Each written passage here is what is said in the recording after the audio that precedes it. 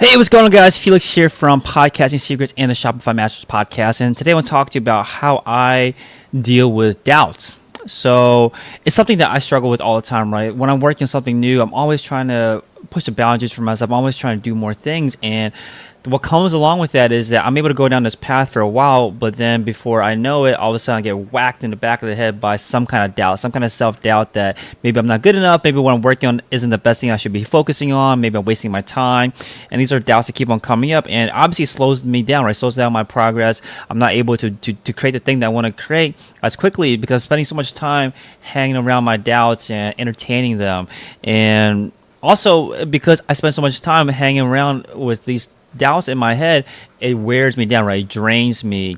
It wastes my energy, wastes my time, wastes my focus on not things that are actually productive. It makes me focus on things that are questioning myself and adding drag and adding friction to my progress.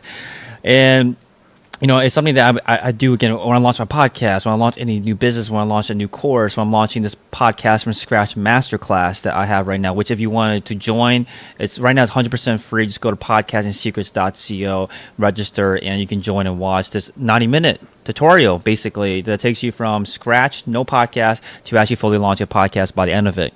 So these doubts came up as I was doing this, right? As I was putting the finishing touches, like bam, doubts come. And as I get closer and closer to my goals, more and more doubts pour in because it makes sense, right? The closer you get to the goals, it means that there's more that is demanded of you to actually complete the goal. And because there's more demand of you, I'm pushed to my personal capabilities. I'm pushed to the max of my abilities. And when I'm pushing up against the max, that's when your self-preservation comes in and starts putting doubts in front of you so that you don't go outside your comfort zone.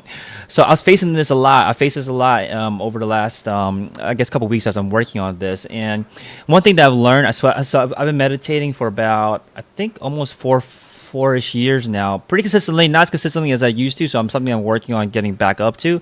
But through meditation, one thing that I learned a lot, that I learned was that there is two key reactions to any thought that comes in. One is grabbing on. You grab onto the thought. You don't want it to leave, or you not necessarily because you don't want it to leave, but you just spend time just grabbing and looking at, observing the thought, and just like constantly allowing the thought to become you. And the other reaction is to run away, right? To avoid the thought, avoid the feeling. You don't like it, you run away. And those are most two common reactions. And when it comes to doubts, what happens is it's almost as if doubt comes to your door, knocks on your door at your home. You could open it and say, "Hey, what's up, doubt?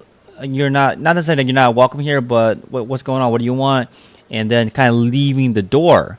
Right, going back to your house, doing whatever you're doing, and then allow the doubt to kind of leave if it wants, come through the house, and then leave through the back if it wants. But don't spend time showing the doubt a tour of the house, right? That's what I used to do. That's what I do a lot, which is that when a doubt enters, I spend some time greeting the doubt and saying, "Oh, maybe entertaining the doubt. Maybe the doubt is correct. Let me show you my house. Why don't you sit down on the couch?"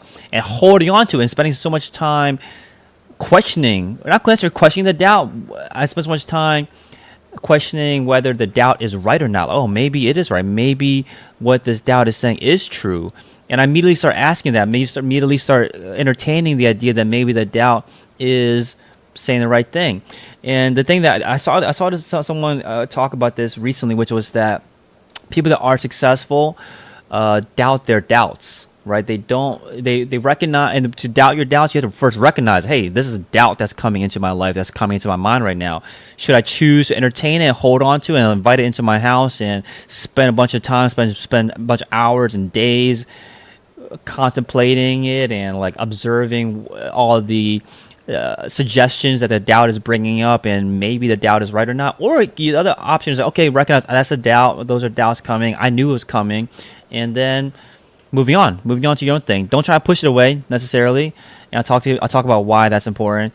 But just recognizing, okay, that's a doubt. I knew this was coming, and then let me go back to what I was working on, and just kind of moving on.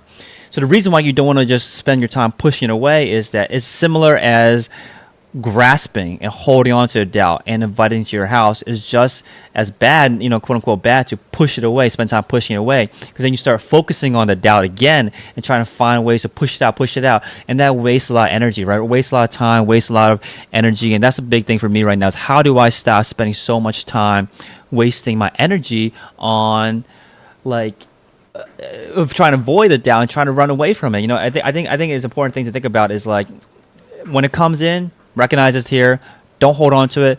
Don't push it away. And that's what I've been focused on. Is like, how do I keep on doing that more? Keep on finding ways to recognize the doubts and then move on from it. So that's my plan, is just to continue to do what I'm doing. Again, I think meditation is the biggest way to do this, is to recognize these feelings when they come up. But if you don't have that kind of practice in your life yet, before you set out to do anything, whether you're trying to launch a podcast, like a lot of people that are watching this, or you're trying to launch a business, just know that you're not going to be on this journey, on this path, without facing the doubts, right? They're going to come. And as soon as for a long time, I went into it thinking that I would not face these doubts. And that makes sense, right? Because you start off, you're in this honeymoon phase, like, oh, this is a cool idea, I'm going to pursue it.